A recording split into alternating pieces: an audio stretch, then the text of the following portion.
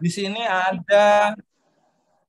ada Mas Kavana. Nah, Mas Kavana ini Pak Sri dan teman-teman yang lain ya, ada Pak Bob gitu kan. Nah, dia ini anggota apa ya?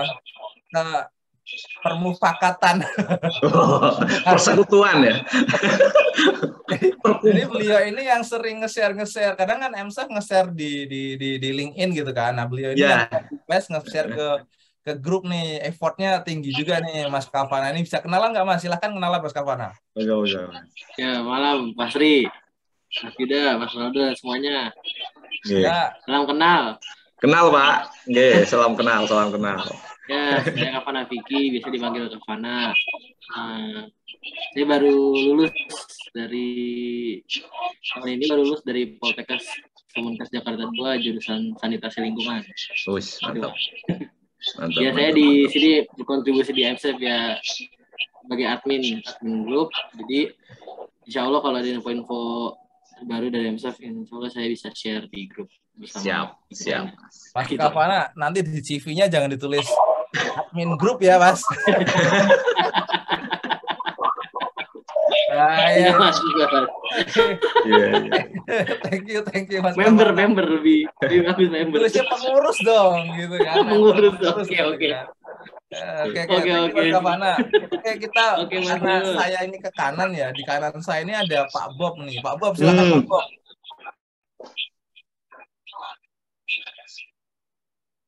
Nggak ada suaranya Pak Bob. Lagi di MRT Mas. Nggak boleh ngomong, nanti disemprit. Oke. Sip. Thank you Mas Agung. Thank you Mas Agung. Pak Rob. Mas Agung silakan. Terima kasih Mas Yuda. Wah, alhamdulillah ngumpul lagi. Perkenalkan, nama saya Agung, teman-teman semuanya. Kebetulan sekarang sudah 2 bulan pindah ke Jakarta setelah melalang buana hampir 3 tahun, Pak. Hampir 3 tahun dari Medan, Sulawesi, Kalimantan sampai Sukabumi paling dekat. Mantap ya. Iya, alhamdulillah sekarang bekerja di konsultan BUMN, lagi ngawasin di area Cimanggis Cibitung, Pak. Wah, ini keliling-keliling harus, kalau ambil uang harus dikawal Kopassus nih, Pak. Siap, Pak. Terima kasih. Oke, lanjut silahkan. Makasih Mas Agung. Lanjut, ini ada post Zoom siapa ya? Zoom ya? Bisa open ini enggak ya? Siapa ya? Siapa nih Zoom nih? Halo. Atau kita ke Pak Wiwit. Pak Wiwit, silakan Pak Wiwit yang suka hobi ini nih, nge-like postingan MSF di ini nih, lihat nih di LinkedIn. Pak Wiwit. Jangan lagi di KRL apa di MRT lagi nih, Pak. Jadi, Pak. Iya. Kayak saya tuh sama KRL. Pak Wiwit.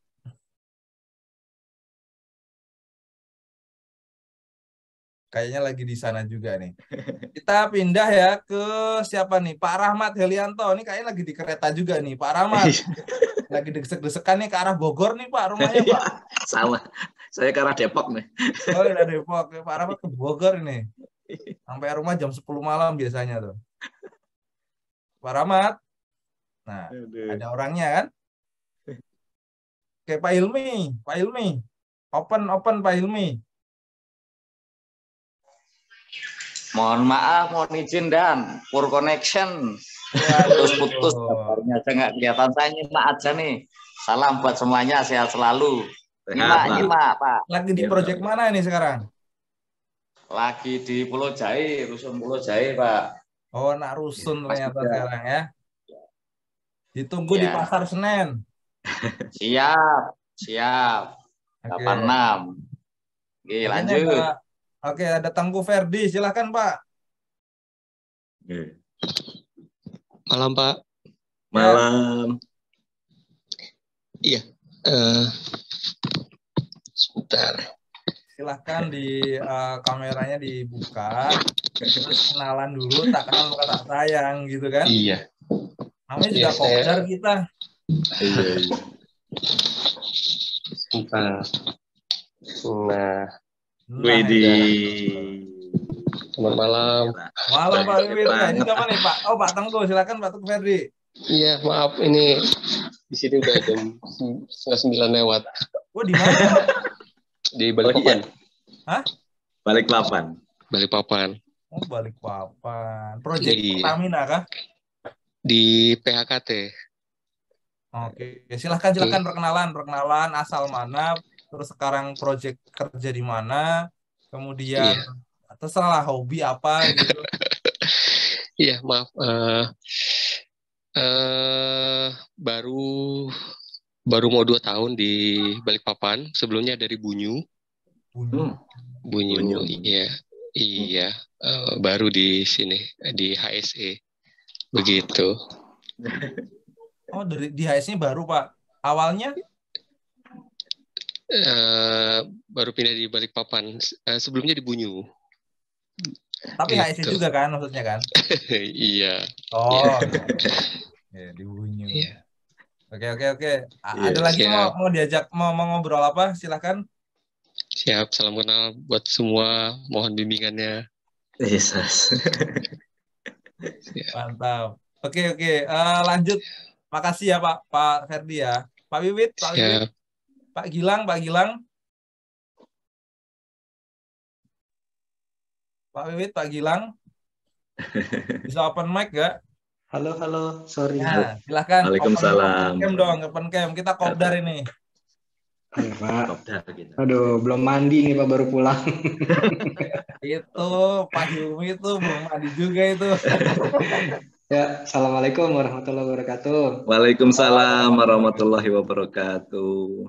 Salam kenal Bapak-Bapak, nama saya Gilang Ratna Askia. Saya anak baru lah Pak di HSE Pak. Iya, newbie. Iya, newbie Pak. Mohon bimbingannya Bapak-Bapak. Kerja di mana Pak? Saya kerja di Coca-Cola Pak. Wis. Amatil ya? Bukan Pak, Coca-Cola Indonesia. Wih. Indonesia. Iya. Bedanya apa tuh sama Amatil tuh? Kalau Amatil itu bottler Pak. Jadi kalau tempat saya itu yang bikin konsentratnya. Jadi kalau Bapak pernah dengar The Coca-Cola Company gitu ya, itu tempat saya. Kalau Coca-Cola Amatil itu partner kita Pak. Jadi mereka yang memproduksi sampai produk jadi. Kalau tempat saya bikin konsentratnya gitu Pak. Oh yang di Cikampek bukan itu Mas? Bukan Pak, di Depok. Oh di Depok. Waduh. Iya Pak, di Depok. Saya malah nggak nih ya. Ya nanti saya main lah. Tahu kan? Pak Sri di mana Pak? Ini saya panggil Pak Sri atau Pak Suhardono nih? Pak Dono aja, Dono biar legend lah gitu Dono. ya. Tinggal di Depok Pak? Iya tinggal di Depok saya. Oh di mana Depok ya Pak? Di Permata Depok Regensi. Itu di mana tuh ya Pak? Di antara stasiun Depok Lama sama Citayam, tengah-tengah persis. Pada perumahan sebelah kiri. Ya. Iya. Ya nanti saya main-main lah sana ke Coca-Cola. Siap. Kasih Coca-Colanya itu kan. Iya. Luar biasa. Jadi tahu kan Pak ya, teman kita banyak ternyata di Depok. Banyak Pak. Iya. Nanti ada Pak Erwin juga itu. Iya, saya sudah pernah ketemu 1 kali di GTC. Iya. Oh iya. Oke. Ini ada siapa lagi nih kita nih? Ada Pak Wiwit atau Pak Muhammad Wahidin, silahkan. Pak Muhammad Wahidin, open cam, open mic. Nah, silahkan kenalan, kerja di mana, terus apalagi ya kira-kira, terserah mau kenalan apa saja silahkan, kita kopdar ini. Kopdar, teman-teman aja semua. Nggak ada suaranya Pak, sorry. 14 orang.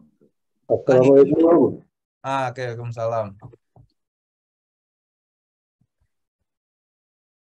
Halo. Halo, Asep dari Cibitung. Salam kenal. Salam kenal Pak Asep. Maaf, baru bisa gabung. Kehujanan tadi pulang. Aduh. Oke. sampai Isa, terus mandi, makan, baru bisa online. Iya. Oh, Pak lagi Wahidin, silahkan. Ini siapa nih, Pak Wahidin apa Pak Asep nih? Oh, Pak Asep ya? Pak Asep, ya. Pak. Sebentar, saya lagi siap ini video ini. Ya. Pak Asep yang kemarin di Batam bukan ini? Bukan. Bangka. Bekasi. Ya. Oh iya ya. Yang di Bangka itu Pak siapa kemarin? Aku lupa itu. Yang di Bangka kuasanya kurang. Lupa kemarin kan yang kita pertama itu kan Pak. Yang kemarin itu sama Pak Agung. Gimana kabar Pak Asep? Alhamdulillah sehat Mas Yuda. Lancar nih.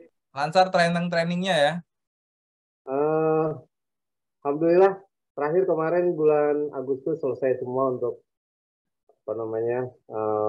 di semester pertama, tinggal Desember lanjutin lagi. Mantap. Oke, mantap. Oke. Makasih Pak Asep. Kita mau pindah ke tadi siapa? Pak Wahidin ya? Wahidin. Ya Pak Wahidin. Halo, tes. Halo. Ya, masuk. Terdengar, Pak? Terdengar sekali. Nah. Agak bermasalah kayaknya mikrofonnya. Oke, selamat malam Bapak-Bapak semua, rekan-rekan sekalian. Selamat malam, Saya Pak. Wahid, HSE di PT Rainbow Tubular Manufaktur, Batam. Untuk ini saya mungkin di grup jarang aktif deh, sering mantau-mantau aja. Iya. Jadi industrinya apa, Pak? Kita bergerak di bidang pembuatan pipe tubing untuk pipe tubing. Eksplorasi. Oh gitu.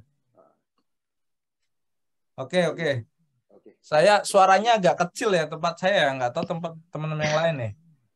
Iya, agak kecil, Pak. Agak kecil ya, Pak ya. Oke. Iya. Oke, kayaknya semua sudah saling kenalan ya. Kita nggak memang MSAF kalau Kopdar nggak pernah target harus 10 orang, 20 orang. Yang penting saya ada ingin bertanya gitu kan, atau Mas Ronald atau teman yang lain ingin bertanya, kita ngobrol, kita bahas. Dan sebenarnya Pak Sri, kita nggak mewajibkan harus ada PPT sebenarnya. Kita bisa cari di Google bareng-bareng, atau kita bisa cari PDF bareng-bareng, terus kita baca bareng, terus kita analisa bareng. Kira-kira dari modul itu, dari PPT itu, atau dari PDF itu larinya kemana? Nah, itu mungkin kita bisa simpulkan bareng-bareng. Mungkin kan dari sini ada yang expert, dia kan udah pernah ngerasain pengalaman. Jadi, nah, tapi ini saya terima kasih, ternyata Pak Sri udah bikin PPT kayaknya nih ya. Ini PPT lama, Mas. Nggak apa-apa, Pak. Saya recycle kayak lagu itu loh, Mas. Oke, jadi gini teman-teman ya, kita kan Kopdar. Jadi teman-teman nggak usah ragu kalau memang ada yang ingin didiskusikan, langsung raise hand, terus nanti bisa open mic gitu. Saja ya kali Pak Sri ya. Betul, Pak, betul. Ya kayak cita rasa warung kopi lah, Pak. Suara saya berisik anak biasanya. Iya, sama, Mas. Oke, Pak Sri, silakan perkenalan diri dulu. Iya. Kemudian Pak Sri bisa Pak Sri bisa langsung sajikan apa yang sudah disiapkan. It's your time. Silahkan Pak Sri, waktu dan tempat dipersilahkan. Baik. Ini terima kasih banget sudah kumpul kita ya, jadi secara virtual ngopi kita bareng gitu kan. Saya juga pencinta kopi lah, cuma kopi saya itu kopi yang Starling lah, bukan Starbucks ya, Star keliling lah gitu. Nah, jadi perkenalkan nama saya Sri Suwardono. Jadi saya baru join ya. Jadi kemarin itu saya minta Pak Erwin gabungin dong ke komunitas Bapak gitu kan. Ternyata Pak Erwin terus meneruskan pesan saya ke Mas Yuda mungkin gitu kan. Terus kemudian baru nggak ada 1 bulan saya join dengan MSAF ya. Jadi mudah-mudahan ini kontribusi saya pertama dan mungkin juga bukan yang terakhir ya. Jadi bisa kita majukan HSE di Indonesia ya. Jadi soalnya saya itu teknik kimia, background saya teknik kimia yang kalau dulu saya merasa kesasar gitu ya. Kesasar ke HSE. Gitu saya jadi dulu disuruh apa namanya untuk merancang alat gitu kan. Sekarang merancang orang. Waduh Gusti Allah ini kan gitu. Jadi sangat berbeda gitu. Jadi kalau alat kan mati ya. Jadi intinya kita mau ngapain, kita mau apa namanya di treatment seperti apa, dia tidak akan membalik ke kita. Tapi kalau umpamanya orang kan walaupun kita penyampaiannya baik ya, tapi kadang-kadang kalau moodnya orang itu nggak baik ya jadi nggak baik kan gitu itu. Nah itu jadi tapi setelah saya jalani 10 tahun, 20 sampai sekarang 20 tahun ya, jadi ternyata memang seninya banyak dan saya kalau ditawarin pun jadi proses engineer pun nggak mau. Jadi itu kalau saya itu seperti itu. Jadi kalau balik ke proses engineer mah gampang gitu karena semuanya under kontrol kita gitu loh. Kalau mamanya orang itu susah kita under kontrolnya, gimana kita under kontrolnya gitu kan. Gitu. Jadi cuma apa namanya yang sebisa kita, seanu kita gitu. Nah, yang saya ini Mas itu memang presentasi saya dulu ya. Jadi ini cuma kan memang saya ini bukan auditor gitu kan ya. Nah, mungkin di sini nanti ada teman-teman auditor bisa kasih masukan kan seperti itu ya. Jadi itu ada warung kopi. Nah, tapi saya dari baca teori, kemudian saya coba apa namanya sistematiskan di bentuk tesis gitu kan. Kemudian saya ujikan gitu kan. Nah, tapi tetap saya kan teori baru. Nah, ini baru nanti coba bagaimana sih secara aplikasinya di lapangan, apakah sintesa-sintesa itu bisa jalan, apakah hanya sekedar sintesa, kan seperti itu. Nah, seperti itu. Nah, mohon izin share nih, nanti potong tengah jalan nggak apa-apa ya, hitungannya ini memang daripada saya ngomong kayak gini, nggak ada itu, malahan nggak, nanti hilang di tengah jalan gitu kan, ininya. Seizin share, Mas, izin share. Oke.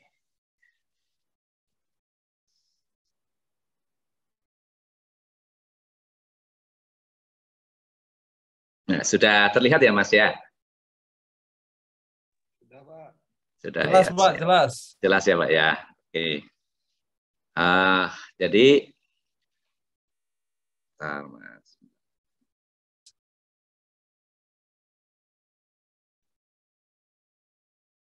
Oke. Ya, sip.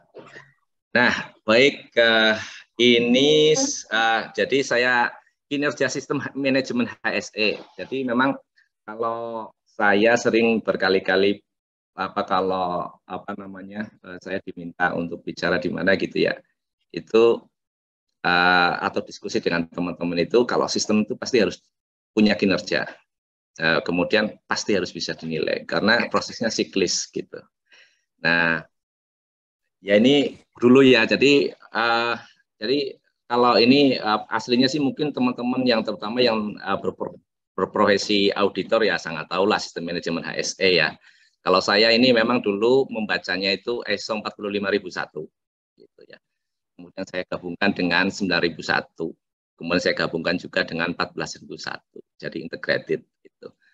Nah, tapi model apa namanya? Jadi klausul ya. Jadi annex XL kalau orang ISO bilang itu annex XL ya. Jadi high profile-nya alur sistemnya ISO lah gitu ya. Namanya annex XL. Nanti kalau maunya ada salah langsung potong aja Pak. Saya takutnya nanti malah jadi fatwa yang salah gitu. Gitu. Nah, kemudian ini memahami penerapan dan pemantauan sistem manajemen. Jadi memang harus dipantau dan harus setelah diterapkan dan harus dipantau seperti itu ya menurut. Nah, apa sih kaitannya dengan leading lagging gitu kan ya? Leading lagging ya outputnya dari sistem manajemen gitu. Leading berarti suatu program kerja, kemudian lagging berarti record kita untuk penurunan kinerja gitu. Nah, seperti itu saya. Jadi kalau nanti saya coba contohkan laporan saya ya, itu mungkin nanti juga saya minta masukan bagaimana kalau laporannya seperti ini, kalau seperti itu kan seperti itu ya. Jadi nanti mungkin bisa jadi kayak template ya gitu, template yang mungkin bisa dipakai ya, kalau nggak bisa dipakai ya dibuang-buang dikit, yang ada dikit-dikit bisa dipakai ya sudah diterapkan saja, ada manfaatnya dengan sistemnya ya kita manfaatkan. Kemudian nah ini awal saja. Nah, sistem manajemen HSE itu kan yaitu tadi pasti mengendalikan bahaya setiap sistem manajemen. Nah, jadi gini, ISO 9001, ISO 45001, ISO 45001 apalah itu, tetapi semuanya itu adalah mengendalikan risiko.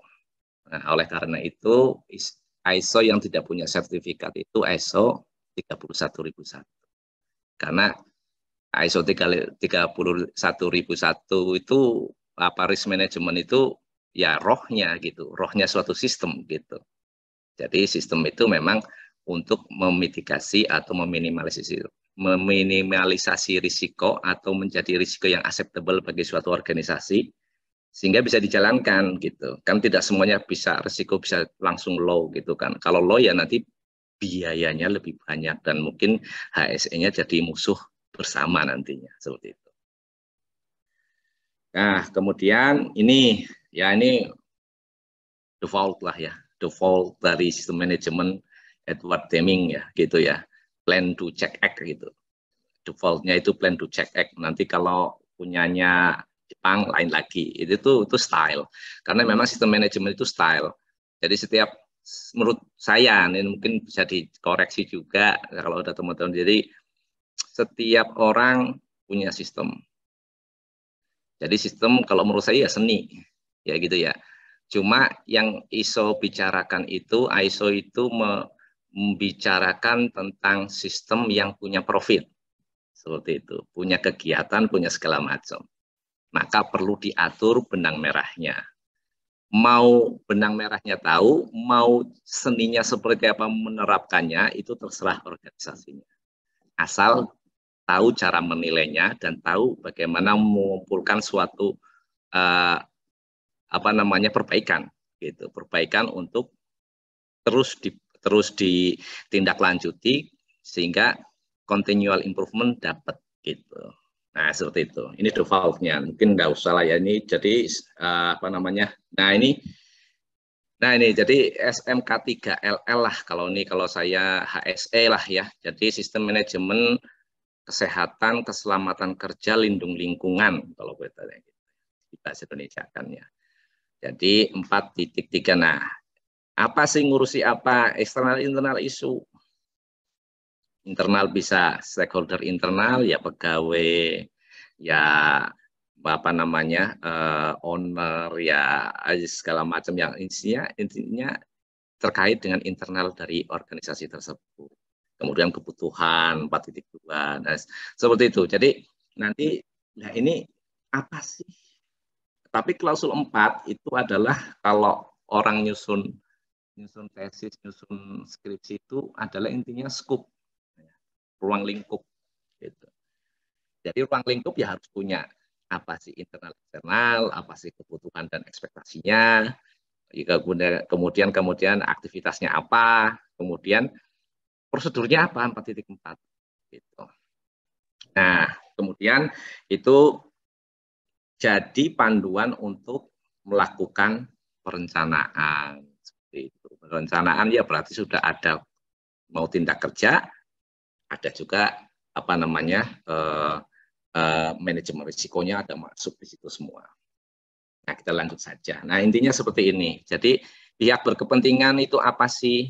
Berkepentingan terkait isu yang relevan dengan sistem manajemen HSE itu ya. Jadi apa kayak bahaya udah tinggal masuk ke 10 hazard gitulah memang organisasi tersebut menetapkan 10 hazard ini yang harus dikontrol untuk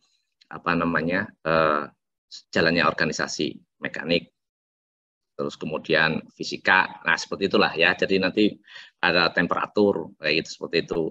Sesuai dengan jalannya aktivitas seperti itu. Kebutuhan harapannya apa? setiap pekerja dan stakeholder menentukan kebutuhan harapan menjadi persyaratan hukum dan aktivitas organisasi. Nah, nanti saya coba kaitkanlah nanti di belakang ya. Jadi gini Mas, kalau saya bicaranya itu leading indikator yang saya share itu takutnya malahan miss gitu ya. Kita hanya sekedar menampilkan data yang enak dilihat, tapi pada saat ditanya oleh si yang punya pekerjaan atau stakeholder atau atasan, malah kita bingung mau jelasin dari mana, seperti itu. Nah, itu yang.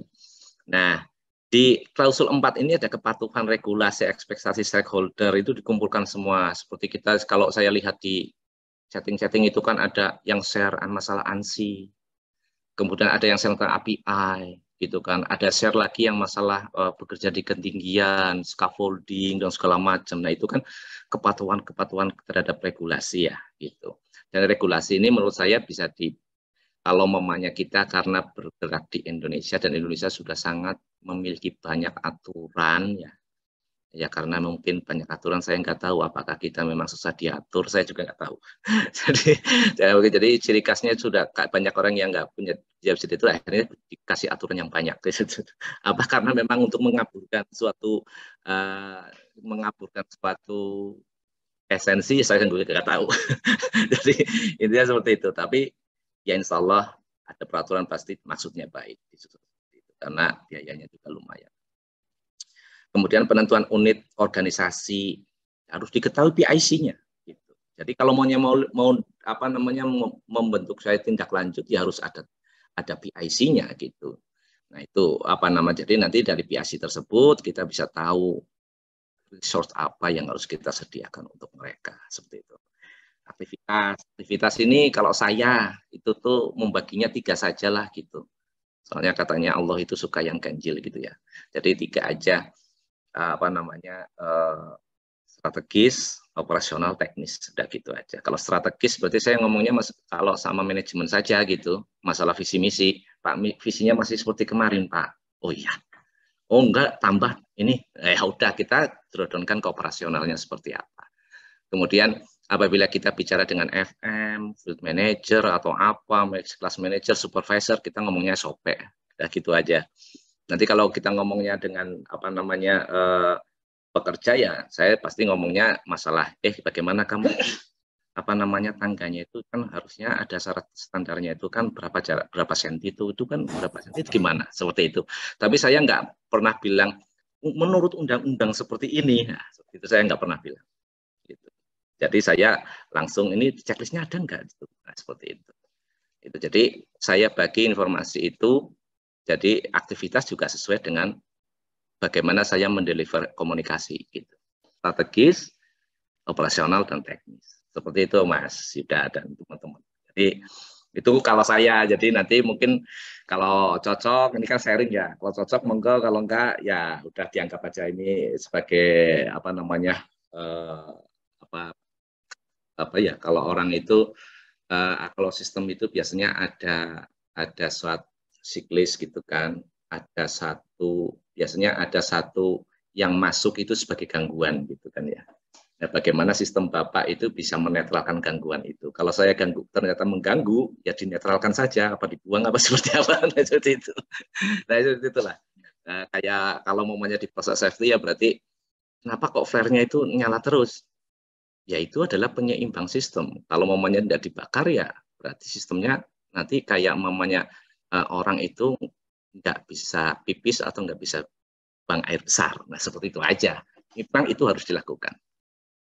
Otoritas dan kemampuan untuk mengendalikan. Nah, otoritas, accountability, nah, seperti itu. Jadi kalau bikin SOP ya harus ada PIC, accountability. Karena kalau sistem berarti kita nggak bisa, jadi gini. Jadi dari ISO itu, dokumen apa sih yang kita bisa susun adalah sistem manajemen. HSE itu. Jadi kalau sistem manajemen HSE itu harus bicara tentang masalah scope sampai ke masalah audit, sampai ke masalah inspeksi seperti itu. Nah, jadi itulah menurut saya gitu, menurut yang pernah saya diskusikan juga dengan dosen-dosen saya gitu kan ya, jadi waktu saya menyusun itu. Kemudian Ya. Ini sorry motong ya. Ya nggak apa-apa, langsung aja Mas, kan kita di warung kopi. Mungkin di sini menarik nih. Mungkin teman-teman bisa saling melengkapi nanti ya. Jadi saya itu pernah diskusi Pak. Kebetulan kan saya lagi coba mendalamin ini ya, sustainability ya Pak ya. Nah, kalau di organisasi dan konteksnya itu bisa kita masukkan juga terkait stakeholder engagement Pak. Apa ya? Stakeholder engagement itu kan luas ya. Bisa jadi dari internal kita, bisa dari eksternal kita. Jadi apa yang dibutuhkan saat industri kita berjalan gitu. Mungkin dari luar nih ternyata kita harus ada safety-nya, harus getarannya nggak boleh sampai mana gitu kan, itu terkait environment-nya gitu kan. Terus tidak boleh ada namanya ledakan sama yang bisa mengakibatkan orang meninggal gitu kan Pak. Nah, terus itu bisa dari stakeholder untuk lingkungan daerah RT. Nah, kalau untuk yang internal Pak, nah ini yang menarik Pak. Jadi tadi Pak Sri sampaikan ada aktivitas produk layanan. Nah, kalau yang internal ini bisa jadi terkait ini juga dong Pak ya. Training gitu, training untuk si manpower internalnya kan Pak. Jadi organisasi dan konteksnya itu juga terkait internal gitu kan Pak ya. Betul Nah, Pak. itu nanti masuk di mana Pak? Kemampuan itu yang merah itu yang dua, otorisasi, kemampuan dan mengendalikan. Nah, itu Pak, accountability itu kan nanti ada training tuh Pak. Itu mengendalikan kan gini, dari aktivitas ya Pak ya, dari aktivitas ini kita kan tahu berarti aktivitas yang utama, umpamanya nih contoh lah ya. Contoh utama di industri minyak dan gas bumi, karena saya memang di industri migas ya gitu ya. Migas itu yang kalau strategisnya itu aktivitasnya tuh cuma satu adalah drilling, kemudian atau pengeboran, kemudian produksi, seismik, kemudian fasilitas penunjang. Nah itu Mas. Itu. Nah, jadi nanti di aktivitas drilling itu siapa saja yang terlibat di situ. Nah, masuklah ke sini Mas, ke otoritas kan gitu. Nah, nanti diberikan ke operasional. Di operasional itu aktivitasnya apa saja yang nanti akan melibatkan orang. Mamanya nih, saya di drilling itu ada memasukkan source atau radioaktif untuk men-scanning batuan-batuan di bawah. Nah, itu kan berarti hitungannya apa? Operasional atau training yang operasional. Training yang operasional bukan training yang strategis. Kalau training strategis berarti kayak sistem manajemen sistem. Nah, itu strategis itu. Nah, tapi kalau untuk kayak operasional kayak tadi ada kegiatan memasukkan source ke dalam lubang. Nah, itu kan ada handling. Nah, itu biasanya itu harus orangnya bersertifikasi, Mas. Nah, tapi masuknya training ini adalah training yang operasional. Nah, iya, nanti teknis turunin lagi. Di teknis itu apa saja mamanya nih, kayak mamanya manual handling, itu teknis. Ya kan? Berarti teknis biasanya semua nanti. Kayak mamanya saya di drilling berarti semuanya ngangkat semua tuh Mas. Nah, itu harus berarti semua jadi mandatory training untuk di kegiatan pengeboran. Harus tahu bagaimana cara ngangkat. Jangan sampai salah tuh gitu kan. Gitu Mas. Jadi kalau saya seperti itu. Pak Sri, berarti kalau sama nih tadi berkembang. Ada strategis, operasional, teknis. Nah, kalau bilang tadi masalah internal, Pak Sri, itu pernah nggak ada konteks organisasi ini yang kita pikirkan internalisasi terkait, kadang kan kita di remote area ya.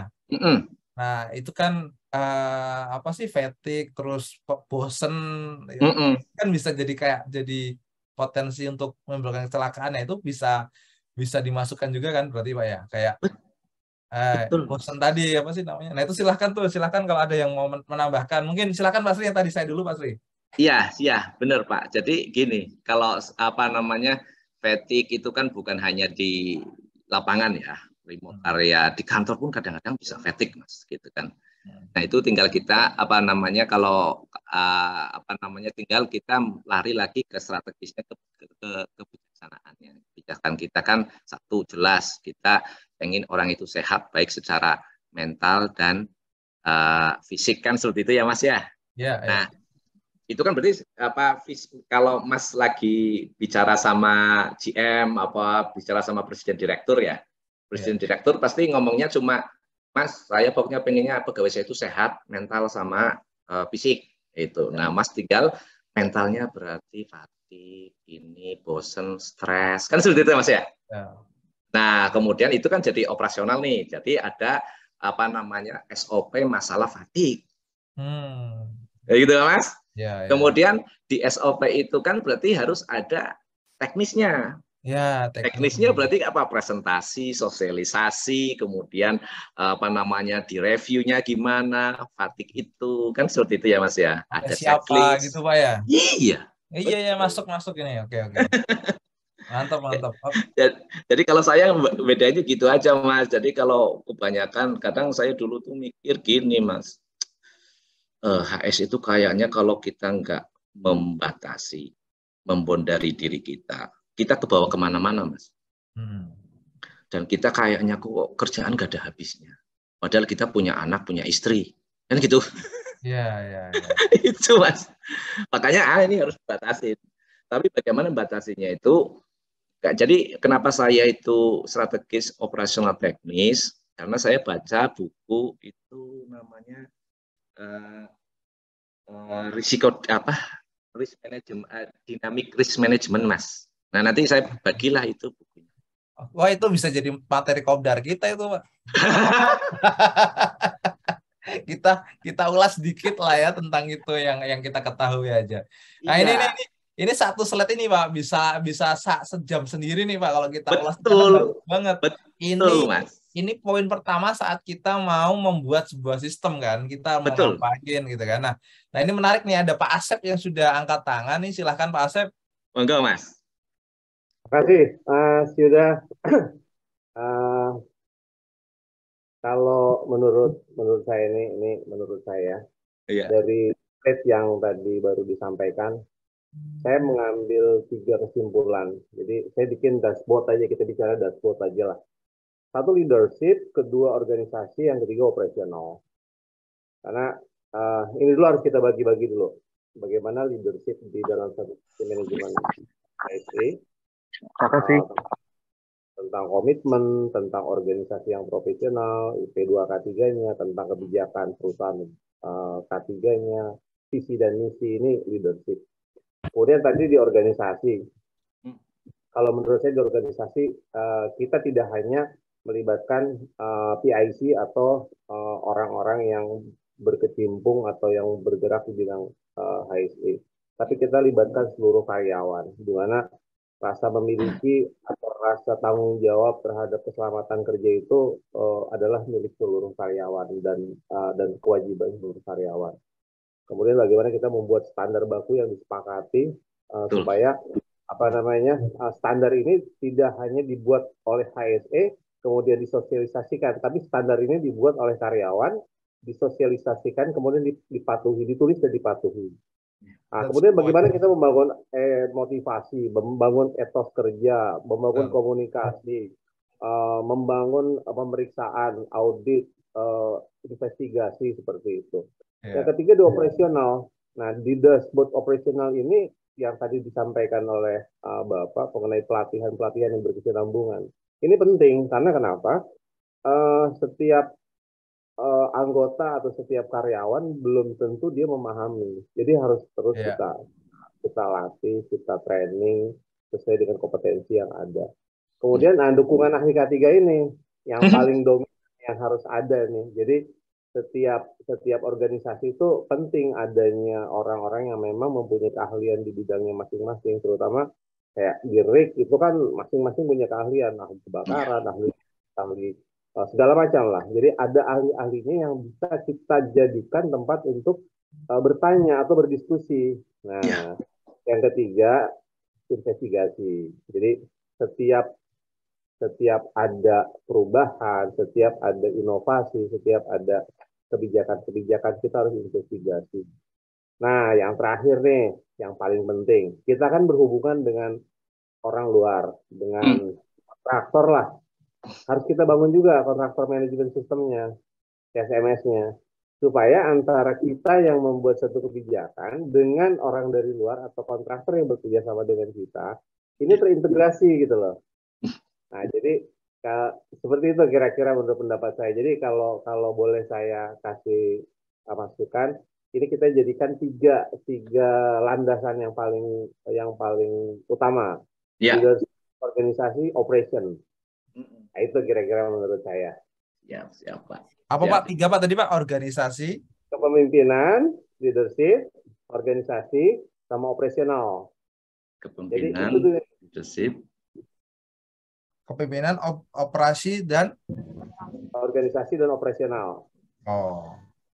Jadi 3 ini nih yang bakal kita godok untuk kita jadikan kita punya ibaratnya apa ya? Kita punya jualan nih. Ya. Bagaimana kita membangun satu kepemimpinan di bidang HSE, bagaimana kita membangun organisasi di bidang HSE, dan bagaimana kita membangun operasional yang sesuai dengan standar di bidang HSE. Jadi kalau tiga-tiganya ini kita kelola, kita olah, saya yakin HSE yang kita harapkan itu betul-betul tak.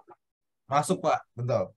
Masuk. Dikombinasikan dengan strategis, operasional, dan teknis, itu oke banget. Asli. Itu ada juga operasional. Nah, nanti kan dari leadership ini kan kita bisa kembangkan tuh. Bagaimana komitmen manajemen itu kan tidak hanya komitmen top manajemen, tapi dari top sampai ke low manajemen harus punya komitmen gitu loh. Ya, betul. Dan bagaimana organisasi di P2K3 ini, di HSE organisasi ini, itu antara top manajemen dengan yang paling bawah sekalipun dengan pelaksana itu harus ada interkoneksi yang bagus, yang kuat. Betul, Pak, betul.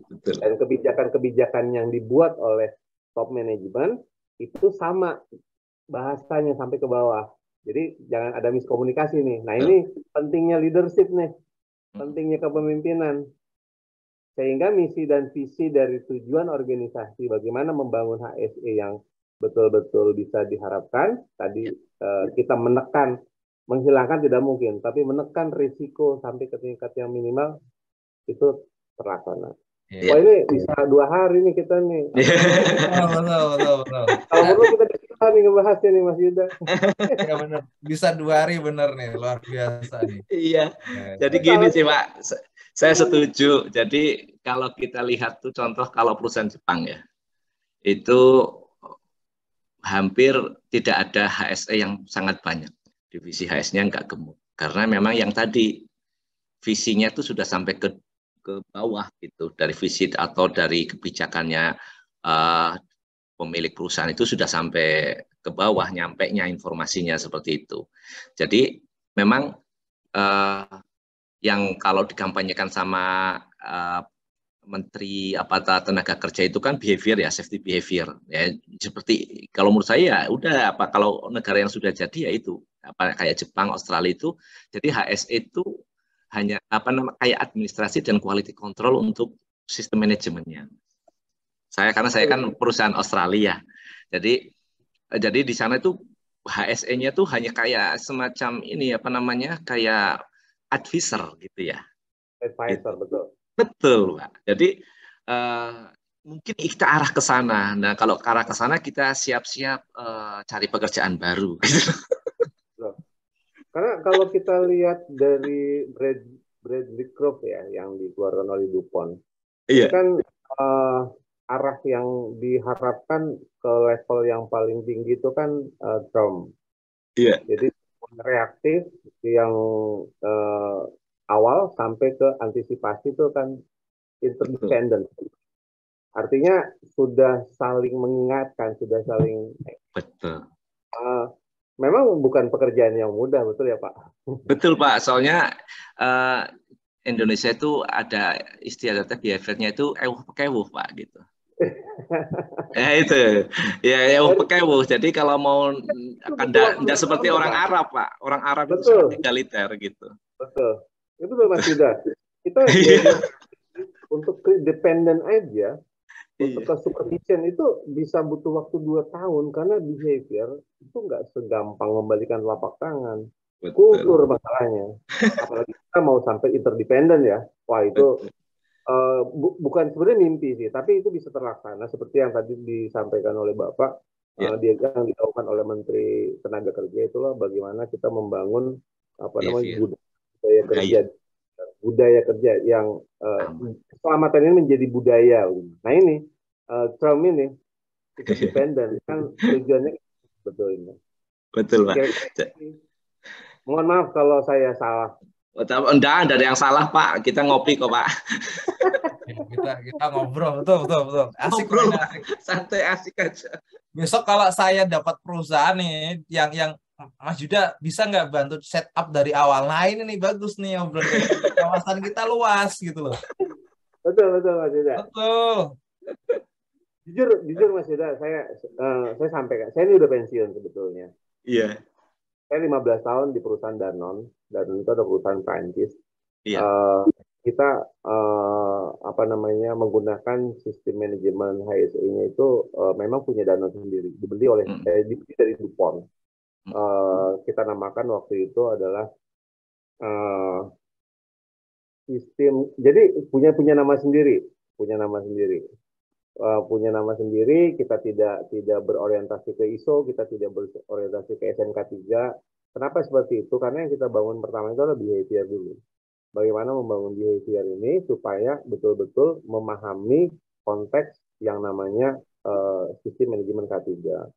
Setelah mereka rasa memiliki setelah mereka mempunyai rasa tanggung jawab, baru kita bangun. Tapi di situ kita paralel dengan kebijakan, dengan SOP, dengan regulasi-regulasi, kita paralelkan gitu loh.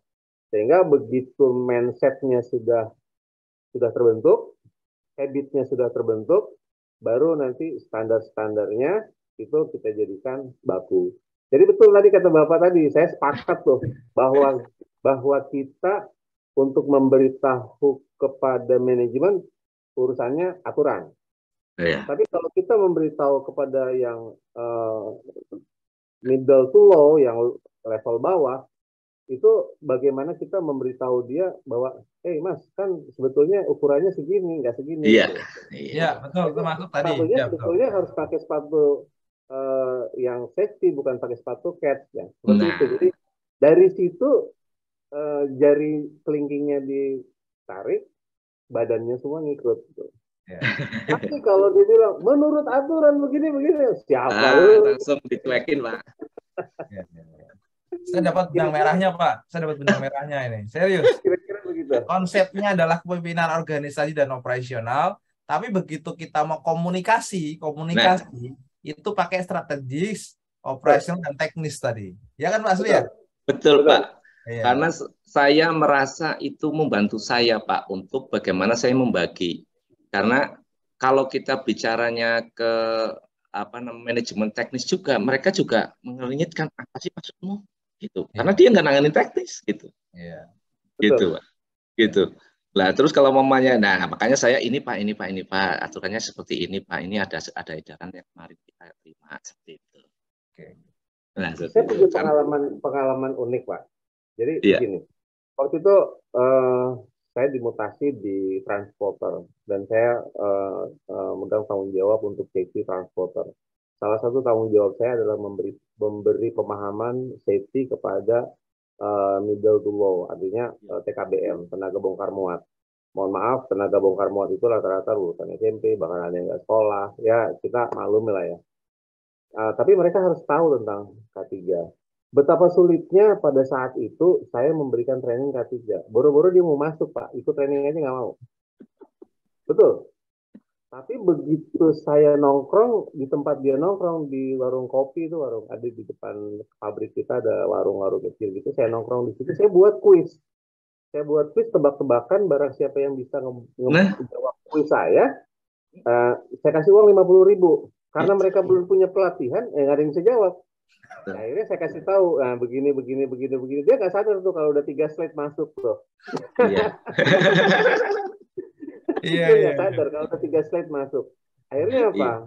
Ya, yang uang 50.000 itu udah saya nggak masukin kantong lagi, kita beliin kopi bareng-bareng, kita ngopi bareng-bareng. Mas Sep, kapan kita ada kuis lagi? Dia bilang. Jangan ya. Nah, begitu kita masuk ke ruangan, di situ saya minta sama manajemen, tolong ke minimarket, ke Indomaret atau Alfa, belikan kopi yang rentengan, belikan susu, belikan kue-kue kecil ringan gitu, coklat apapun itu, asal jangan dirokok, saya bilang gitu. Dan kita bikin kuis tuh di dalam, bukan training Mbak, kita bikin kuis tentang K3, dari mulai behavior sampai ke aturan. Iya. Nah, setelah ada yang ngejawab sih, cuma asal-asal ngejawabnya, nggak ada yang masuk. Tapi kita hargai dia, kita kasih kopi, kita kasih gula. Saya bilang sama mereka, bro, ini gula bawa pulang ini, jangan lu jual, saya bilang gitu kan. Nanti kan dia bawa tuh ke rumahnya tuh gula sama kopi, ditanya sama istrinya, bang, dapat kopi dari mana, dapat gula dari mana? Training sama Pak Asep, training apa? Tahu tuh K3 apa sih? Dia jelasin tuh sama istrinya, nyampe tuh ke istrinya tuh. Dia bilang, bagaimana kita berkomunikasi, memotivasi mereka, kemudian etos kerjanya terbentuk gitu loh. Dari situ Pak, mohon maaf, dia terbuka bagaimana dia menjalankan aktivitas sehari-hari dengan tidak aman. Sampai dia sering, wah dia tuh Pak, kemarin dia bawa motor ngebut, akhirnya masuk ke comberan. Nah, kayak gitu. Yeah. Nah, dari situ kita kelola gitu. Dan berhasil lah, saya bilang berhasil. Namun ya itu, saya tidak lama di situ, 2015 saya resign, saya keluar dari situ. Karena Danone dibeli waktu itu sama Indofood. Saya tidak gabung lagi, ya udah akhirnya saya sama teman saya dirian training kan itu. Mantap. Oke, thank you Pak Asep, thank you nih masuk. Masukannya mantap nih Mas. Iya masuk banget ini. Lanjut Pak Sri, silakan Pak Sri. Oke. Jadi ini intinya, terima kasih Pak Asep. Ini hitungannya memang praktisi banget lah Pak Asep ini. Jadi sudah mengalami bagaimana berkomunikasi secara strategis tadi, operasional juga sudah sangat ini ya mendalam, kemudian sampai yang teknis, sampai ke orang yang tidak ngerti gitu ya.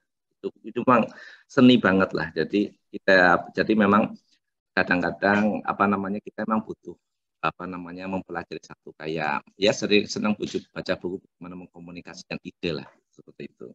Nah itu memang perlu ya kayak serawung kayak gini di I'm Safe kayak gitu, nambah banget lah itu, maksudnya nambah taktik ya, iya nambah taktik Mas Yuda, betul.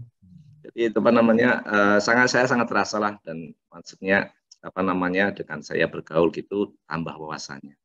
Nah ini organisasi harus menetapkan ya, jelas lah menerapkan itu sangat ini, tapi intinya yang tadi kita harus tahu skupnya. Nah kemudian ini kepemimpinan ini yang tadi disampaikan oleh Mas Asep kan gitu kan.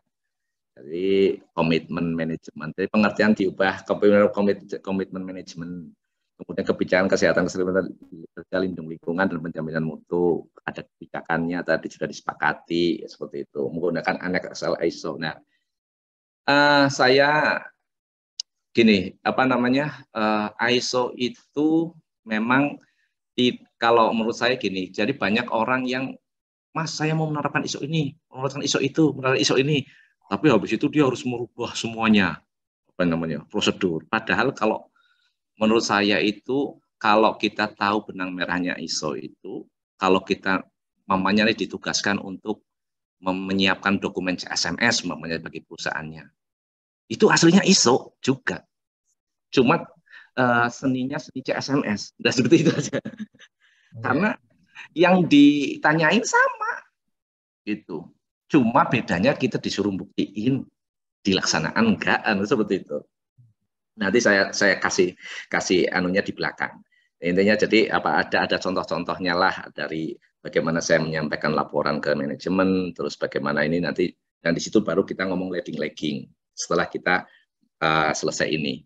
Jadi, nah kalau di ISO 45000 itu tidak ada manajemen representatif. Nah, manajemen representatif kayak HSE. Jadi adanya itu ya partisipasi pegawai pekerja. Kalau di ISO 45001, memang arahnya kita ke behavior gitu. Kalau ISO 45001, jadi tidak ada. Kalau di OSAS 18.000 itu ada manajemen representatif. Tapi kalau di sini tidak ada. Tidak ada. Kalau jadi partisipasi diganti. Jadi bagaimana kita mengencourage akuntabilitas itu dari partisipasi pegawai. Jadi semua elemen yang HS itu masuk ke semua pekerja. Jadi kalau di di job desk-nya juga harus ada HSE-nya di situ. Umumnya kalau mau nentuin KPI di setiap orangnya itu harus ada pengumpulan kartu HASOP sekian. Seperti itu. Nah, itu kayak seperti di Islam Bersih itu seperti itu.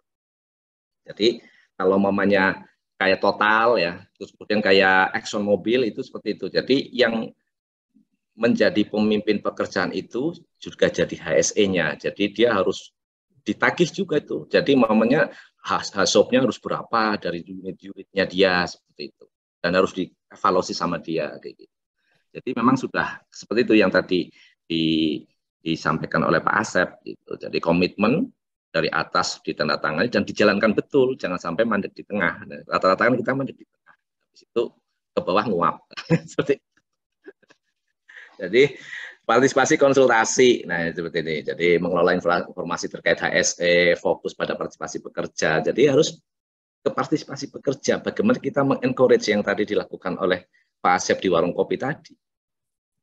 ISO 45 bisa tutup. Jadi dan juga sangat mudah untuk evidence tidak harus yang tanda tangan. Kalau memang itu bisa disepakati sebagai evidence suatu organisasi, oke. Kayak bukti WA, bukti harus segala macam bisa. Jadi sangat longgar. Jadi kita nggak sibuk untuk mengumpulkan evidence yang harus diketik dulu, seperti itu. Itu kalau kita mau mengsertifikasi ISO 45001 itu lumayan agak longgar untuk di evidence. Tapi memang kita tanggung jawab dan itu juga sudah disepakati, jadi diketahui oleh seluruh. Intinya apa yang disepakati itu sudah diinformasikan ke seluruh pegawai. Nah, yang menarik itu yang 6. Nah, 6 ini isinya itu ya hierarkisi. Yang sering saya kalau itu ngomong sama teman-teman itu planning ya hierarkisi, udah itu aja. Dari hierarkisi kita lakukan kita menghasilkan risk register gitu. Dari register itu nanti kita sebarin ke seluruh klausul gitu.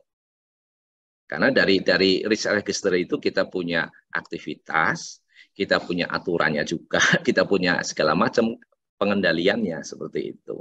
Nah, tinggal aktivitasnya kita pilih yang di depan itu yang mau kita kerjakan apa. Nah, seperti itu. Nah, kemudian ini sumber daya yang tadi Mas Yuda ngomong. Berarti kalau training ini ada orang, ada infrastruktur, pengoperasian, pemanduan, pengukuran, pengetahuan organisasi. Nah, itu masuk. Infrastruktur itu bagaimana checklist facility ya sudah kita pastikan itu sudah ada di tempat orang yang memang benar-benar menghandle orang facility seperti itu under dia PIC-nya, dan itu memang harus ditandatangani. Tapi yang kita ini adalah bagaimana elemen-elemen yang menjaga orang dan menjaga alat mudah dioperasikan secara ergonomi, ada segala macam, kitalah yang memberi advice gitu ya. Jadi untuk bagaimana cara itu, tapi kita juga kalau mau memahami risiko ya kita harus wawancara tadi kayak seperti Pak Asep tadi. Yang tahu yang punya alat lah. Iya, betul. Itu. Yang punya alat kita tanya, Pak, caranya gimana sih? Kan seperti itu. Gimana? Kan seperti itu. Jadi kompetensi, tadi sudah tadi. Jadi training, kompetensi ini bisa dari pengalaman yang diakui. Mamanya orang itu sudah bekerja berapa puluh tahun kan gitu kan. Tapi kadang-kadang kalau umpamanya sangat tinggi biasanya diwajibkan untuk sertifikasi, umpamanya kayak perancah gitu kan. Kemudian kayak pengendalian lubang bor, kalau di saya itu driller, itu harus ada pengendali itu segala macam. Nah itu biasanya wajib gitu ya. Jadi walaupun orang itu berpengalaman masuk nggak ada sertifikasi nggak bisa ya seperti itu kalau jadi dari legalnya harus ada legalnya, karena dulu sering terjadi kejadian fatal yang menimbulkan safety case ya, kayak Kanjuruhan ini kan bisa jadi safety case nih. Jadi safety case dalam artian safety case itu apa? suatu peristiwa yang terjadi, kemudian dicari root cause-nya, kemudian itu mengubah seluruh desain.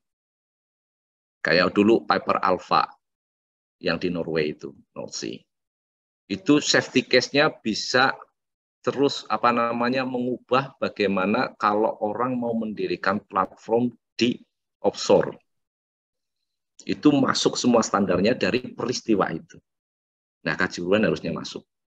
Jadi semua stadion itu harus safety case yang nanti didapat oleh tim penyelidik itu harus dilaksanakan ke semua stadion seperti itu. Nah, itu intinya ya, jadi kita bicara kompetensi tadi ya. Nanti mungkin juga ada sertifikasinya di sana. Karena pernah mengalami safety case atau disaster gitu. Orang yang menjaga stadion itu harus memiliki pengalaman emergency response plan dan segala macam dan sudah dilatih berapa kali ya seperti itu. Nah, itu. Nah, jadi tidak terjadi lagi kejadian seperti itu. Diharapkan dengan orang yang kompeten, tahu mana yang harus dilakukan, sehingga apabila terjadi emergency tidak panik dan bisa melakukan sesuatu yang bisa mencegah sesuatu lebih worse gitu. Kemudian informasi dan komunikasi internal eksternal juga, dokumen informasi yang tadi kemarin saya share itu. Jadi ya Mas Yuda, jadi saya itu gini, cuma kalau saya share dashboard itu aslinya cuma men-trigger gitulah. Biasanya orang kalau ada kayak gitu, kekinian nih, tertarik seperti itu Mas. Cuma kalau 4.0 itu, jadi ada satu penilaian yang dilakukan oleh pemerintah, apakah organisasi ini atau perusahaan ini sudah siap jadi 4.0, enggak gitu. Itu ternyata sistem manajemen mempunyai penilaian yang bobotnya paling tinggi Mas, 30%. Jadi ke orangnya. Sedangkan teknologi itu terakhir gitu. Jadi 4.0 itu tidak akan jalan apabila orangnya itu enggak tahu. Seperti itu Mas Yuda. Nah, jadi saya punya ini Pak terkait informasi komunikasi nih Pak. Iya tuh. Gimana? Ya, jadi itu kayak kita itu kadang lupa dengan sebuah konsep komunikasi. Contoh nih kita kerja di remote area gitu kan Pak. Salahnya banyak tukang-tukang kita itu karena kita mau CSR gitu kan, kita memanfaatkan orang daerah. Nah, runyamnya lagi Pak, kita lupa kalau bahasa-bahasa slogan kita, bahasa-bahasa banner kita itu bahasanya bahasa Londo atau bahasa Indonesia. Nah, kadang-kadang ini kita pasang, kita tanya maksudnya apa, mereka nggak tahu Pak, mereka cuma tahu warnanya sama bentuknya gitu.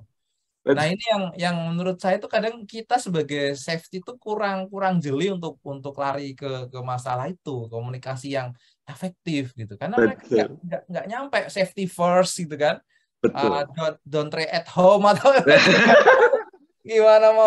gimana mau mencegah kecelakaan Pak gitu loh. Itu ini sharing ya, mungkin teman-teman yang lain merasa gitu loh. Caranya gimana sih biar efektif? Silahkan komentar. Betul Mas. Jadi kalau saya komunikasi kan biasanya kalau memang ya tahu ya, kalau di minyak dan gas bumi kan memang bagaimana kita menjalankan HSE kan dari awal ujung ke ujung kan ada aturannya ya Mas ya, dan sudah mature lah gitu ya. Nah, itu kita dulu kalau sebelum kita tuh akan membuka suatu lokasi, kita ada yang namanya studi EBA Mas. Jadi Environmental Baseline Assessment itu. Nah, di situ nanti distudiin semua Mas sampai ke orangnya. Kayak dulu saya pernah EBA itu di daerah Sumatera Selatan, jadi kayak bukan Ogan. Jadi kayak Banyu Asin gitu kan, Musirawas sampai ke sana itu. Nah, itu di situ di state itu ada anak suku dalam anak suku dalam seperti itu. Nah, itu muncul di itu. Nah, itu bisa maksudnya pada saat nanti kita seismik maunya harus terobos segala macam. Itulah informasi lah yang itu yang kita bawa gitu. Memang dari situ juga di kajian itu pengetahuan tentang budaya tempat itu memang sangat penting, Mas. Apalagi Mas ya, Mas di Smart ya, Mas Yuda ya. Iya, betul. Oh, apa kenal Mas Pak Mas Sasongko, Pak? Mungkin di Smart yang downstream ya, saya di upstream, Pak. Oh, di upstream. Ya. Ya, ada teman sana ada kemarin teman kuliah gitu. Jadi gitu, Mas. Nah, jadi gitu. Jadi apa namanya? Kalau memang kayak kemarin kita juga, saya pernah juga Pak Paltu datang dari sana, terus apa namanya pengalaman ya. Jadi kerja di Prabu Mulih gitu kan.